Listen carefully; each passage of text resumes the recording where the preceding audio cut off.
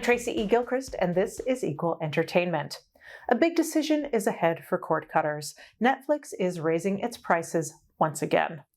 The streaming giant's least restrictive plan with 4K video jumped $3. It now costs $23 a month. Netflix also axed its single-stream basic plan, but existing members can keep it for $12. People who don't mind ads can still watch for $7. Netflix reported a 9% growth in paid memberships. Netflix has a whopping 247 million global subscribers. The last time Netflix raised prices was January 2022. Disney Plus, Max, and Hulu have all seen similar hikes since then.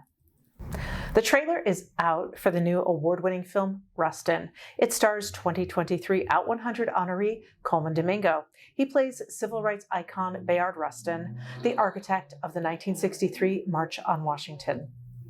We are going to put together the largest peaceful protest made up of angelic troublemakers such as yourselves.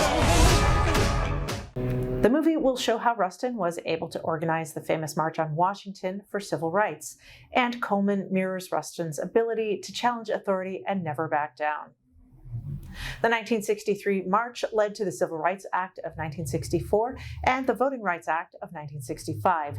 It hits theaters on November 3rd and Netflix on November 17th. The star of Rustin is Colman Domingo, who is an Out 100 honoree. For exclusive behind-the-scenes video and to learn more about the 100 most impactful and influential LGBTQ+ people being honored this year, go to out.com, sign up for email alerts, and be the first to know. The comedy horror film Megan was a fan favorite at the box office earlier this year, and the same producer has a new movie that has a very similar energy. It's called Five Nights at Freddy's, and it follows a security guard working at a pizza place with some pretty creepy animatronics.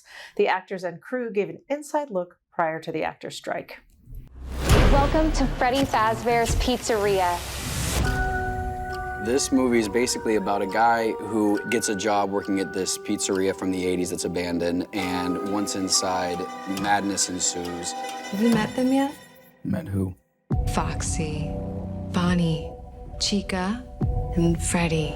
They're really terrifying. I think they're doing their job. They're supposed to be eerie and terrifying. Hello? We knew that the visibility from the fan base was super high. Every department on this movie played such a crucial and important role. They've had Jim Henson Studios create these puppets. And all the animatronics had such a personality. Chica, she looks happy, and then boom, she gets really scary. Bonnie is the most aggressive. If there's a time when Freddy should be scary or intimidating, he stands tall, the movement is slow and ominous. Sometimes it's the subtlety that really sells the character. There's so much in the movie that speaks to the fan base. This is a movie that's going to have a lot of jump scares. The audiences are in for a ride. You will be blown away. It's the ultimate popcorn movie.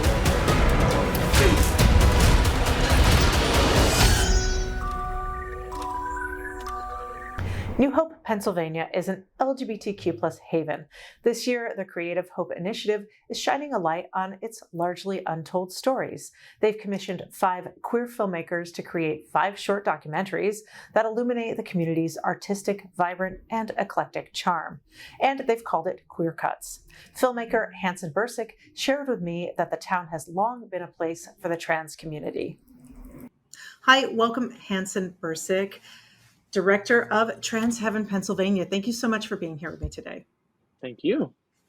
Well, first I want to ask you, because you're in the Queer Cuts Festival, would you talk a little bit about that and what it means to you to have your film be a part of that? Yeah, I am so excited to be a part of this festival. I think it's so important.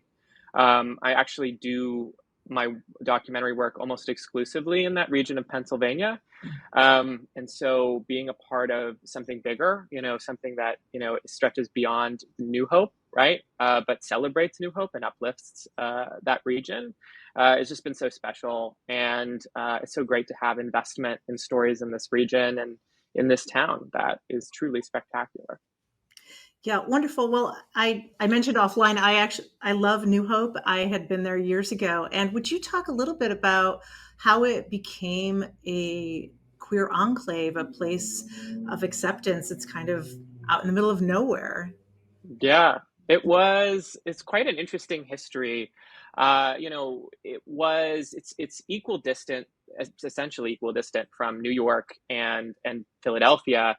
And so it became this place that gay men in particular could go when they weren't out back at home. They were worried about maybe running into coworkers or people that they knew.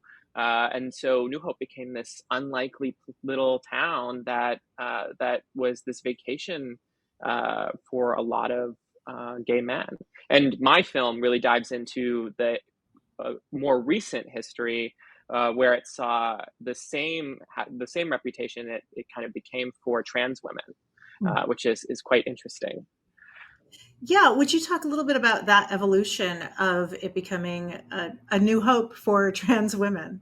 Yeah. So, I mean, in the 70s and 80s, it was gay men, trying to find community and trying to find family and a chance to be open and out for even if it's just a weekend. And 30, 40 years later, in around 2010, when these parties started, New Hope became the same thing for trans women. They would travel from all over the world, really, and especially the region, to come to these legendary parties that would be weekend-long parties, which were hosted at the Raven, which was this iconic gay bar, but really took over the whole town. And the town really came to love these weekends, and they became kind of a part of the cadence of the year. Yeah. Well, and that is what your film Trans Heaven, Pennsylvania is about. What does it mean to you to preserve this bit of trans history? It's amazing. I was talking about this earlier with a friend of mine. There's so many really tough and terrible headlines out there right now about trans folks in particular, with people's rights on being under attack all over the state and all over not Pennsylvania in particular, but all over the country, really. And it's really, really good for me, and I think really important to have stories about trans joy as well, and preserving trans history, because as any historian will tell you, trans people have been around. They've been a part of society for a long time, even before there was maybe language for that.